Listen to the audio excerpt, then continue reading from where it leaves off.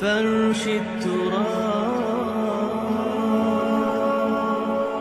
يضمني. اللہ تعالیٰ نے جو انسان پیدا کیے ہیں ان کے مزاج مختلف ہیں. ان میں کچھ لوگ ہوتے ہیں جو قوی ہوتے ہیں ارادے کے، جو فیصلہ کر لیا ڈٹ گئے. کچھ لوگوں میں وہ قوت ارادی اتنی مضبوط نہیں ہوتی، وہ ادھر ادھر سوچتے رہتے ہیں. کچھ لوگ جسمانی طور پر بہت توانا ہوتے ہیں، کچھ لوگ جسمانی طور پر پیدائشی طور پر کمزور ہوتے ہیں. تو اگر کوئی قوت ارادی کمزور رکھنے والا شخص ہے، وہ بھی تو اللہ کی تخلیق ہے، اللہ کا بندہ ہے، خطاؤں کا ظہور ہو جاتا ہے، توبہ کرتا ہے، پھر کچھ عرصے کے بعد پھر خطا کا ظہور ہو جاتا ہے، پھر توبہ کرتا ہے. تو ہم تو یہ سمجھیں گے کہ ایک حد کے بعد پھر اس کی توبہ قبول نہیں ہونی چاہیے. لیکن حدیث سنیے. وعن ابی ہریرہ رضی اللہ تعالی عنہ قال قال رسول اللہ صلی اللہ علیہ وسلم ان عبدا اذنب ذنبا، یقیناً ایک بندہ جو ہے وہ ایک گناہ کرتا ہے. فقال، پھر وہ کہتا ہے رب، اے میرے پروردگار، اذنبت فاغفر لی، مجھ سے گناہ ہو گیا ہے، مجھے معاف فرما دے. فقال ربہ، تو پروردگار یہ کہتا ہے اعلم عبدی ان لہ ربا یغفر الذنب ویأخذ بہ، میرا یہ بندہ یہ جانتا ہے کہ اس کا ایک رب ہے جو گناہ معاف بھی کر سکتا ہے اور سزا دے بھی سکتا ہے. کیا معنی ہوئے؟ گناہ اس نے کیا ہے لیکن جانتا ہے اللہ کو کہ وہ معاف بھی فرما سکتا ہے، تبھی تو وہ اللہ سے معافی کی درخواست کر رہا ہے. اس کے اس جاننے کی بنیاد پر، اس کے اس علم کی بنیاد پر، اس کے اس ایمان کی بنیاد پر فرمایا غفرت لعبدی، میں نے اپنے بندے کو معاف کر دیا. ثم مکث ما شاء اللہ، پھر وقت گزرا جتنا کہ اللہ نے چاہا. ثم اذنب ذنبا، پھر اس سے گناہ ہو گیا. فقال رب اذنبت ذنبا فاغفر، پھر کہتا ہے پروردگار مجھ سے گناہ ہو گیا، پھر مجھے معاف فرما دے. فقال ربہ، اللہ فرماتا ہے عالم عبدی ان لہ ربا یغفر الذنب ویأخذ بہ، میرا بندہ ہے نا جو جانتا ہے کہ اس کا ایک رب ہے، ایمان باللہ اس کے اندر ہے، تبھی تو پکار رہا ہے. اور یہ بھی جانتا ہے کہ وہ گناہ معاف بھی کر سکتا ہے اور چاہے تو پکڑ بھی سکتا ہے، سزا بھی دے سکتا ہے. تو فرمایا، اللہ تعالیٰ فرماتے ہیں میں نے فرمایا کہ میں نے معاف کر دیا. ثم مکث ما شاء اللہ، پھر ایک عرصہ گزرا اس کے بعد. ثم اذنب ذنبا، پھر اس نے گناہ کیا. قال رب اذنبت ذنبا آخر، اس نے کہا پروردگار میں نے تو پھر ایک اور گناہ کر دیا، فاغفر لی، مجھے بخش دے.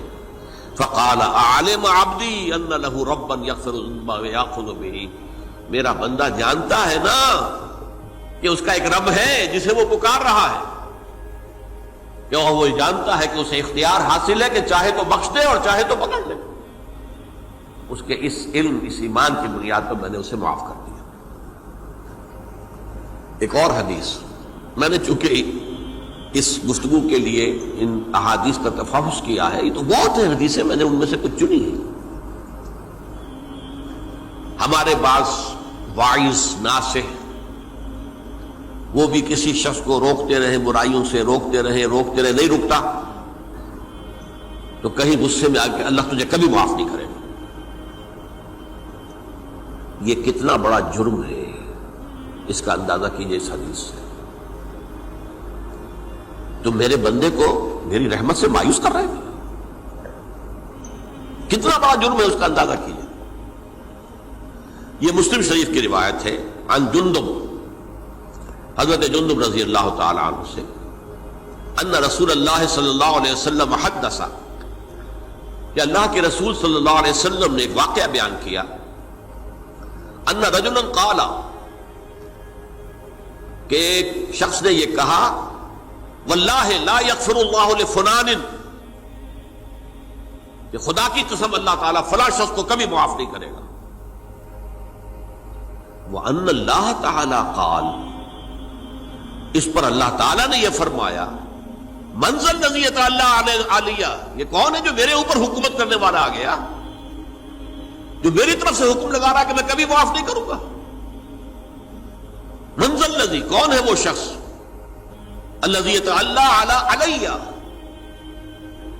انی لا اغفر لفلان، کہ میں فلاں شخص کو کبھی معاف نہیں کروں گا، قد غفرت لفلان، اس کو تو میں نے معاف کر دیا، واحبطت عملہ، اس شخص کے تمام اعمال میں نے ضائع کر دیے کہ تم نے میرے بندے کو مایوس کیا۔ یہ ہے جرم کی انکار۔ تو توبہ کی دعوت دیتے رہو، توبہ کے لیے لوگوں کو آمادہ کرتے رہو، توبہ جو ہے اس کے لیے ترغیب دیتے رہو، اللہ تعالیٰ معاف فرمانے والا۔ اب آخری حدیث سنا رہا ہوں، یہ تو بہت ہی عجیب حدیث ہے اور متفق علیہ، یہ بخاری اور مسلم دونوں میں۔ حضرت ابو سعید الخدری رضی اللہ تعالی عنہ جو ہے وہ اس کے راوی ہیں۔ حضور نے فرمایا، کانا فی من کانا قبلکم رجل قتل 99 نفسا، تم سے پہلے جو امت تھی بنی اسرائیل، گویا کہ ان کا ذکر ہے، اس میں ایک آدمی ایسا تھا جس نے 99 قتل کیے تھے۔ اب آپ اندازہ کیجئے کتنا بڑا گناہ کبیرہ ہے قتل۔ قرآن مجید میں آتا ہے وَكَأَنَّمَا قَتَلَ النَّاسَ جَمِيعًا، اگر ایک انسان کو بھی ناحق قتل کر دیا گیا تو یہ ایسی ہے گویا کہ اس نے پوری نوع انسانی کو قتل کر دیا، اس نے 99 قتل کیے۔ فَهَلْ لَهُ مِن تَوْبَةٍ، پھر اس کے بعد یہ ہوا کہ اس کے اندر توبہ کا جذبہ پیدا ہوا۔ فَسَأَلَ عَنْ أَعْلَمِ أَهْلِ الْأَرْضِ، تو اس نے پھر سوال کیا، لوگوں سے پوچھا کہ زمین میں رہنے والوں میں کون سب سے بڑا عالم ہے؟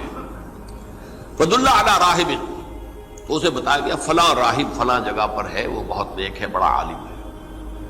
فَأَتَاهُ، وہ اس کے پاس آیا، فَقَالَ أَنَّهُ قَتَلَ 99 نَفْسًا فَهَلْ لَهُ مِن تَوْبَةٍ، انہوں نے کہا دیکھیے راہب صاحب، میں نے 99 انسان قتل کیے، اب مجھے یہ بتائیے کہ میرے لیے توبہ کا کوئی امکان ہے؟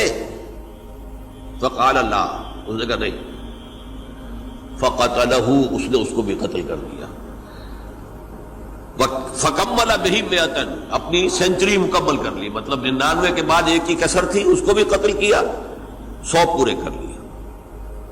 ثم سأل عن عالم اہل الارض، پھر اس نے پوچھا کوئی اور کوئی بڑے عالم انسان ہو۔ فدل علی رجل عالم، پھر اس کی رہنمائی کی گئی ایک بڑے عالم شخص کی طرف۔ فقال انہ قتل 100 نفس، تو اس نے وہاں جا کر کہا کہ میں 100 انسان ہلاک کر چکا ہوں، قتل کر چکا ہوں۔ فہل لہ من توبہ، میرے لیے توبہ کا کوئی امکان ہے؟ فقال نعم، کہا کیوں نہیں، 100 قتل کیے تب بھی کیا ہے، توبہ کا راستہ دروازہ کھلا ہوا، معلوم یغرغر، جب تک کہ وہ گھنگرو نہیں بج رہا اس وقت تک تمہارے توبہ کا دروازہ کھلا ہوا ہے۔ فرمایا نعم، وَمَن يَحُولُ بَيْنَهُ وَبَيْنَ التَّوْبَةِ، تمہاری توبہ کے درمیان اور تمہارے درمیان کون حائل ہو سکتا ہے؟ توبہ کا دروازہ کھلا ہے۔ لیکن ساتھ ہی کہا انطلق الی ارض کذا و کذا، اب تم ایسے کرو جہاں تم رہتے ہو وہاں نہ جاؤ واپس، وہاں کا ماحول اچھا نہیں ہے، معاشرہ اچھا نہیں ہے، ہو سکتا ہے کہ تم توبہ پر قائم نہ رہ سکو، تم فلاں جگہ چلے جاؤ، وہاں اچھے لوگ آباد ہیں، ان میں جا کر رہو۔ فإن بها أناس يعبدون اللہ تعالی، وہاں ایسے لوگ آباد ہیں جو اللہ کی بندگی کرتے ہیں۔ فاعبد اللہ معهم، تو تم ان کے ساتھ مل کر اللہ کی بندگی اور پرستش کرو۔ ولا ترجع الى ارضک، اپنی زمین کی طرف اپنے وطن میں واپس بن جاؤ۔ فإنها ارض سوء، وہ بری جگہ ہے۔ فانطلقا، تو وہ چل پڑا، ہجرت کر رہا ہے، اس جگہ جا رہا ہے جہاں کا راہب نے بتایا تھا۔ حتی اذا نصف الطریق، جب آدھا راستہ اس نے پورا کر لیا، اتاہ الموت، موت آ گئی۔ فاختصمت فیہ ملائکۃ الرحمت و ملائکۃ العذاب، اب وہ جہنم کے فرشتے بھی آ گئے اس کی جان قبض کرنے کو، اور جنت کے بھی آ گئے۔ فقالت ملائکۃ الرحمہ، رحمت والے جو فرشتے ہیں جنت والے، انہوں نے کہا جا تائبا مقبلا بقلبہ للہ تعالی، یہ شخص توبہ کر کے اللہ تعالیٰ کی طرف ہجرت کر رہا تھا، اس لیے اس کی نیت کی بنیاد پر اب یہ جنتی ہے، لہذا اس کی روح ہم قبض کریں.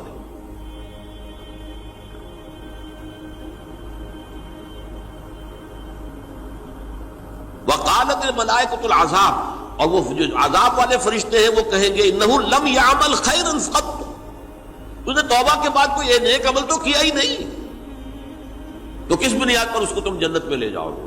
اس کو تو دوزخ میں جانا چاہیے. فاتاہ ملک فی صورت الآدمی، تو ان کے پاس اللہ نے ایک اور فرشتے کو بھیج دیا آدمی انسانی شکل کے اندر. فجعلوہ بینہم، ان فرشتوں نے کہا بھائی ہمارا فیصلہ کرا دو، اس کی روح ہم لینا چاہتے ہیں یا ہم لینا چاہتے ہیں. انہیں حکم بنا لیا. فقال قیسوا ما بین الارضین فإلی ایتہما کان اقرب، کہ تم فاصلہ ناپ لو جہاں سے وہ چلا ہے اور جہاں جا رہا تھا اور یہاں اس کی موت ہو رہی ہے، تو کون سا فاصلہ زیادہ ہے؟ جب ناپا گیا، بلکہ ایک حدیث میں آتا ہے کہ اس پر اللہ نے زمین کو جو ہے حکم دے دیا، ایک طرف والی زمین تو سکڑ جا، دوسری والی جو ہے تو پھیل جا، تاکہ وہ جدھر جو وہ جا رہا تھا وہ زیادہ قریب ہو جائے بنسبت اس کے کہ جہاں سے وہ چلا تھا. تو اس فیصلے پر پھر جو فرشتے تھے جو کہ رحمت کے فرشتے تھے وہ اس بندے کو لے گئے جنت کے اندر. یہ ہے توبہ کی عظمت اور اس کی تاثیر.